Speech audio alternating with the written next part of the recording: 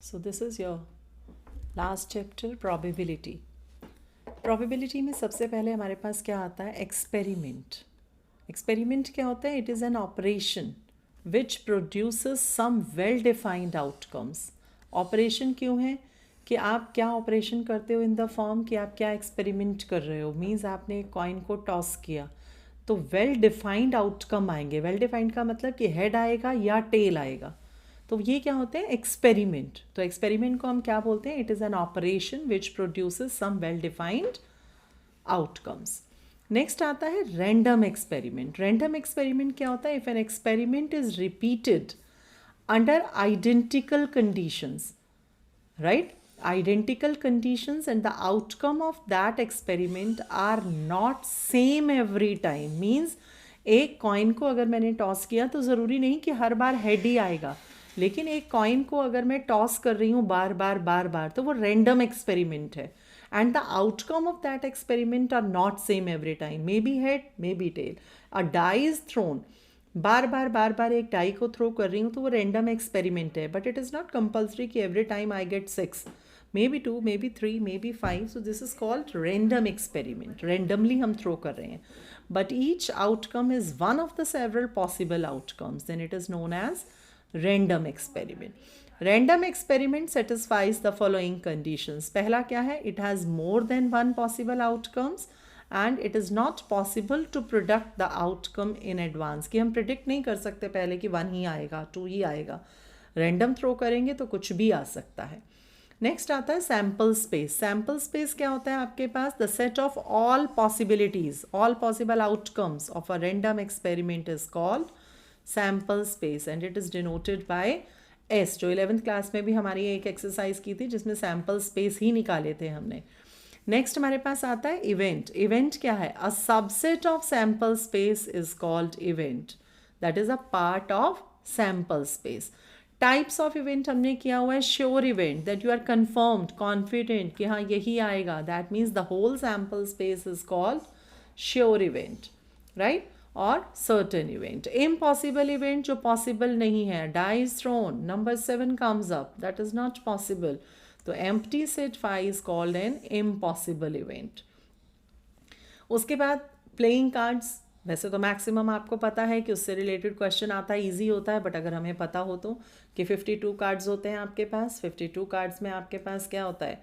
26 दो कलर्स होते हैं, 26 रेड और 26 ब्लैक. अब 26 जो रेड होते हैं उसको फिर दो पार्ट्स में डिवाइड होते हैं कि 13 रेड होते हैं हार्ट के और 13 रेड होते हैं डायमंड के. 4 सूट्स बनते हैं हमारे पास. 26 में भी 13 दो ब्लैक होते हैं, स्पेड और क्लब, राइट?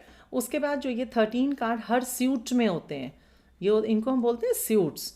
और हर सूट में जो 13 कार्ड्स होते हैं उसमें हम क्या होते हैं? 2 to 10 are called number cards. Find the probability of number cards in club.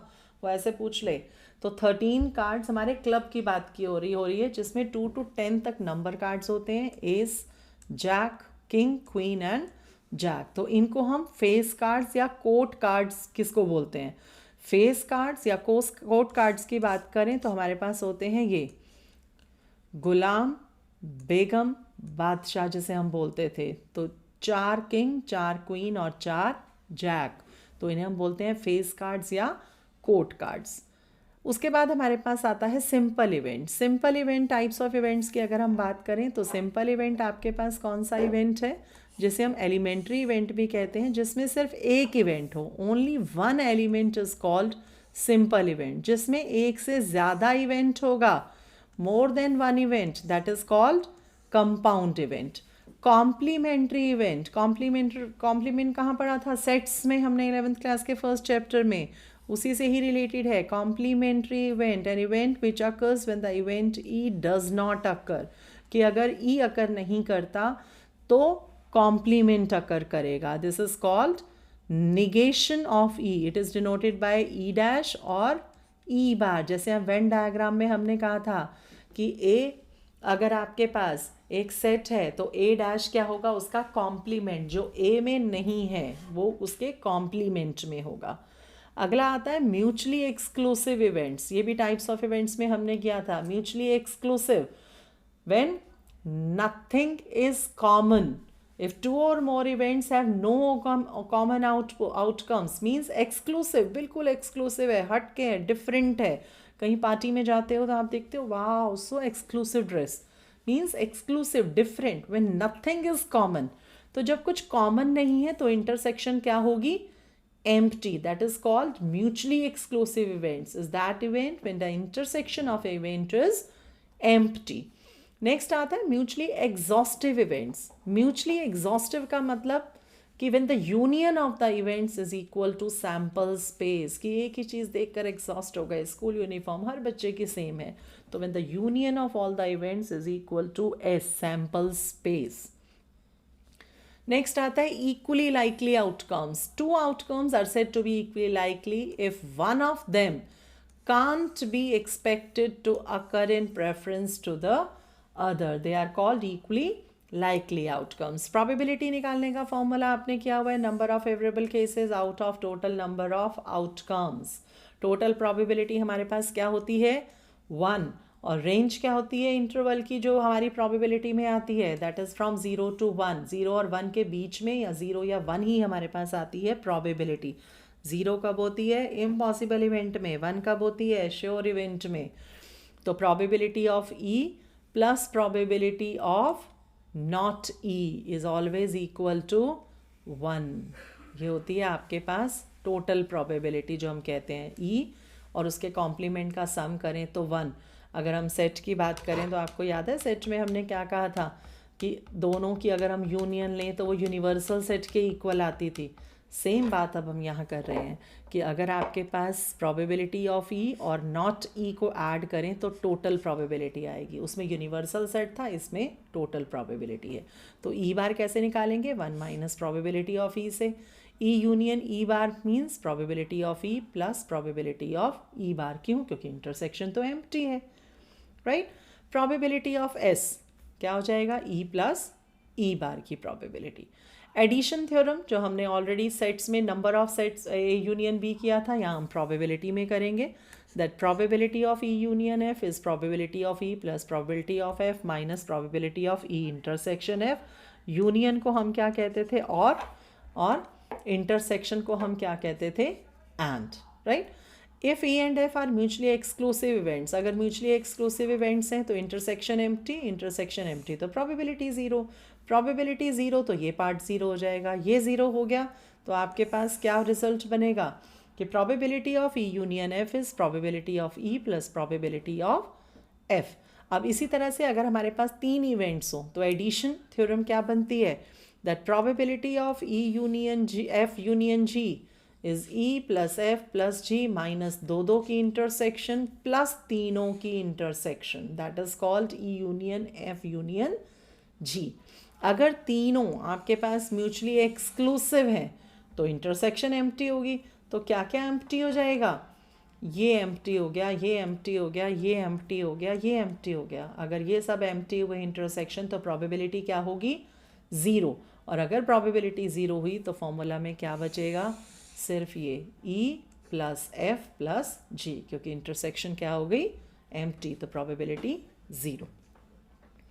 अब इसमें रिजल्ट्स आते हैं जो 1 मार्क के क्वेश्चन में बहुत बार पूछे जाते हैं कि E and F are 2 events associated with random experiment. Then probability of E intersection F bar Venn diagram से साइड पे रफ में, नॉट इन प्रोबेबिलिटी, सेट्स में जैसे हम करते थे वैसे साइड पे रफ में वेन डायग्राम बनाकर आप फॉर्मूला खुद भी बना सकते हो कि अगर ई में से हम कॉमन माइनस करेंगे तो क्या आएगा? ई इंटरसेक्शन एफ डैश, राइट, और एफ बार. तो हम बना भी सकते हैं. वहाँ एन था, यहाँ प्रोबेबिलिटी है तो आप पी लगा देना.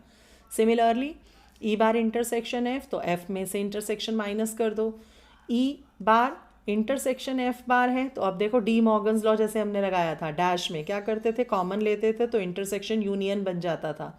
तो वहाँ यूनिवर्सल में से माइनस करते थे, यहाँ 1 में से माइनस करेंगे तो 1 minus probability of union is this. E bar union F bar, इसको क्या करते हैं? अब बार पूरा लेंगे तो इंटरसेक्शन बन जाएगा यूनियन, और 1 में से इंटरसेक्शन माइनस करोगे then we get this. Conditional probability. अब कंडीशनल प्रोबेबिलिटी क्या है?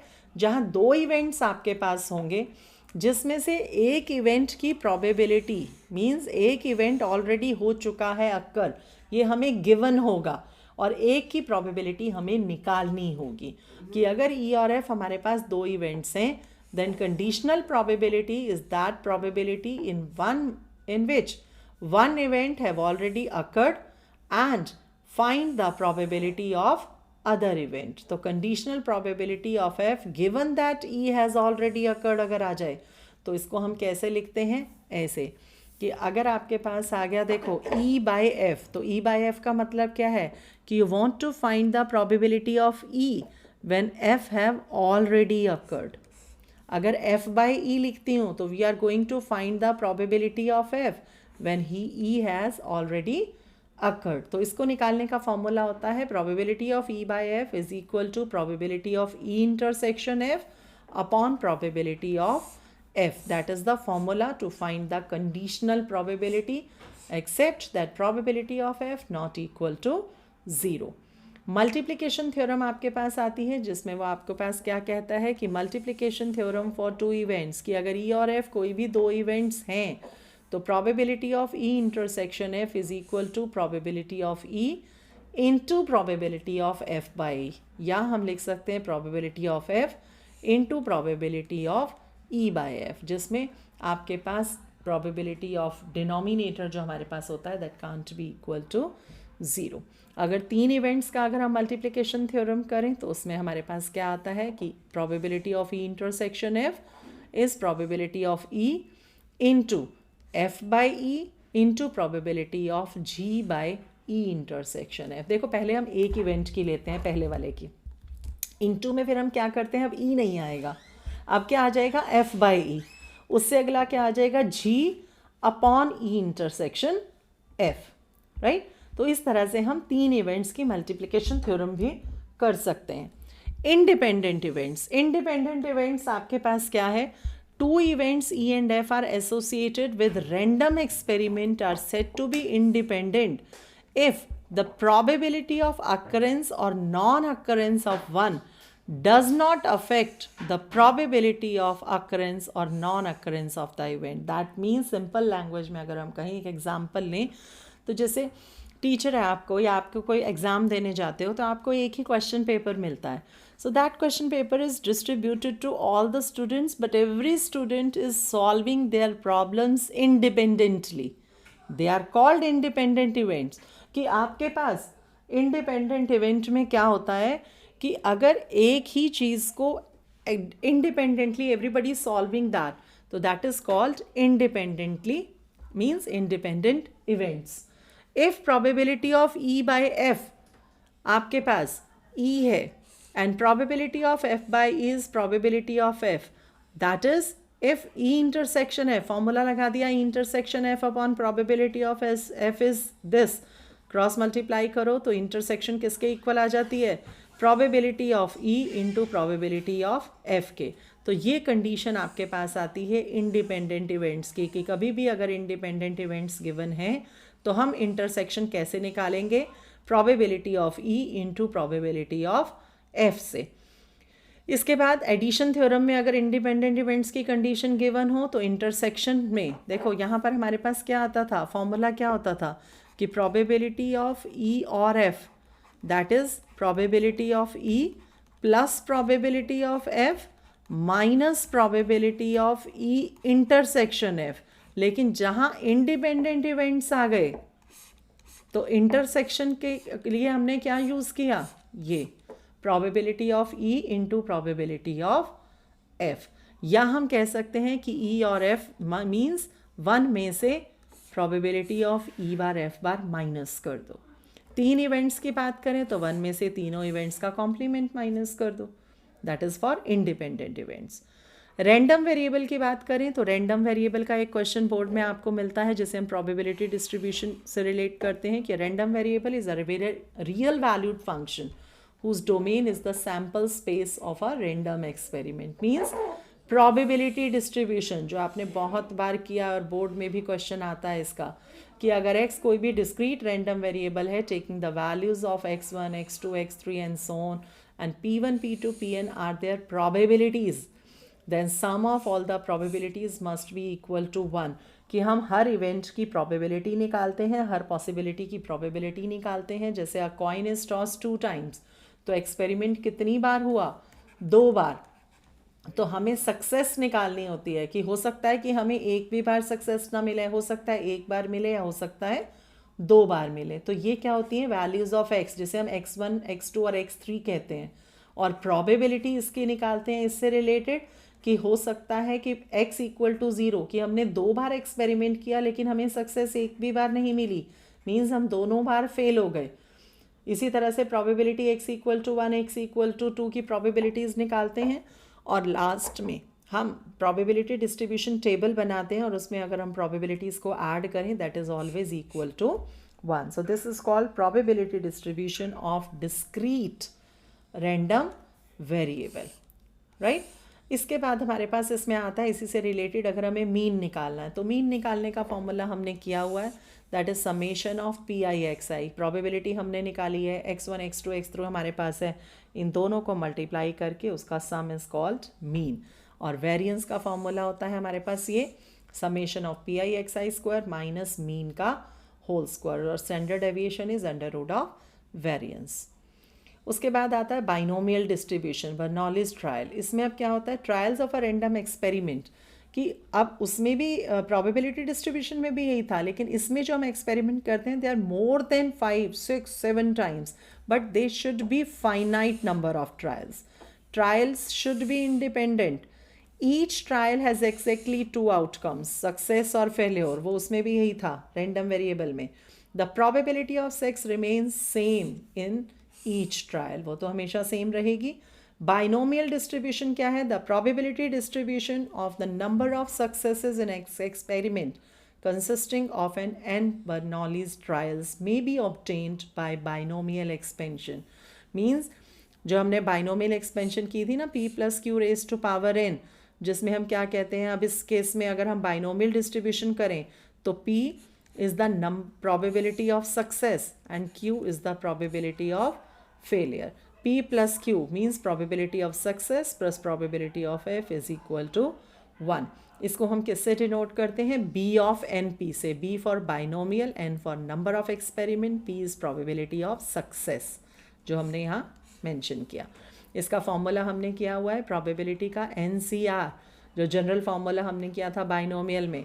NCR success p raise to power r, q raise to power n minus r, where r is 0, 1, 2 and so on.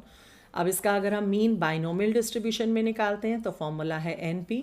Variance का formula होता है NPQ और standard deviation होता है under root of variance, that is under root of NPQ. Total probability और Bayes theorem, इसका एक question आपको बोर्ड में मिलता है कई बार 6 मार्क्स में. So theorem of total probability आपके पास क्या है, जिसमें हम क्या कहते हैं कि अगर E1, E2, E3 up to En कोई भी partition of the sample space है, मीन सैम्पल स्पेस के पार्टीशन किए हुए हैं small parts of a random experiment, then for any event A we have, अगर हमें कोई इवेंट निकालना है तो टोटल प्रोबेबिलिटी क्या कहती है? That probability of E1 into probability of A by E1 plus probability of E2 into probability of A by E2 and so on up to probability of En into probability of A by En. That is called total probability. देखो, एक event plus दूसरा event and so on up to total n events का सम, that is called the total probability जो हमें निकालनी है. Bayes theorem की बात करें, that is again most important. दोनों इंपॉर्टेंट है आपके पास, एक क्वेश्चन इसका मिलता है.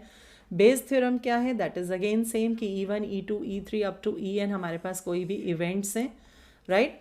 देन फॉर इवेंट A, अब इसमें हमारे पास क्या होता है कि EI means probability of E1 by A या EI बाय A हमें निकालना होता है. अब इसमें कंडीशनल प्रोबेबिलिटी में क्या था, 2 इवेंट्स होते थे जिसमें से एक इवेंट की प्रोबेबिलिटी निकालनी है और एक इवेंट ऑलरेडी गिवन है. बेस थ्योरम में क्या होता है हमारे पास, more than 2 events are there, 3 events are there, in which we have to say that 1 event have already occurred और बाकी इवेंट्स में से किसी एक इवेंट की प्रोबेबिलिटी निकालनी है. That is called Bayes theorem, right. उसमें 2 कंडीशंस थी हमारे पास. इसमें 2 से ज़्यादा इवेंट्स होंगे जिसमें एक इवेंट ऑलरेडी अकर होगा और बाकी इवेंट्स में से किसी एक इवेंट की प्रोबेबिलिटी हमें निकालनी है, that is called Bayes theorem. तो इसका फॉर्मूला हमारे पास क्या होता है, that probability of E I by I क्या है, वो इवेंट जिसकी हमें प्रोबेबिलिटी निकालनी है जिस इवेंट की, तो that is probability of E I into probability of A by E I upon total probability. तो ये अभी हमने क्या किया था, सारा टोटल प्रोबेबिलिटी। तो अगर हमें बेस थ्योरम का क्वेश्चन आता है तो that particular event upon total probability, और अगर सिर्फ टोटल प्रोबेबिलिटी है तो आपके पास सिर्फ ये नीचे का डिनोमिनेटर का पार्ट आता है, राइट। तो अब टोटल प्रोबेबिलिटी और बेस थ्योरम में क्या डिफरेंस है, कंफ्यूजन होता है। बेस थ्योरम में आपके पास वो क्या कहेगा, that if 3 bags are there, these balls are there, let you have to find a ball which is found to be red in color। अगर एक इवेंट हुआ है और हमें पता है कि वो कौन सा हुआ है तो वो बेस थ्योरम है। बट जिसमें ये क्लियर नहीं है कि इवेंट हुआ बट कौन सा हुआ, that is the total probability. तो that is the difference between these two. तो ये हमारे पास थी प्रोबेबिलिटी, राइट। Thank you.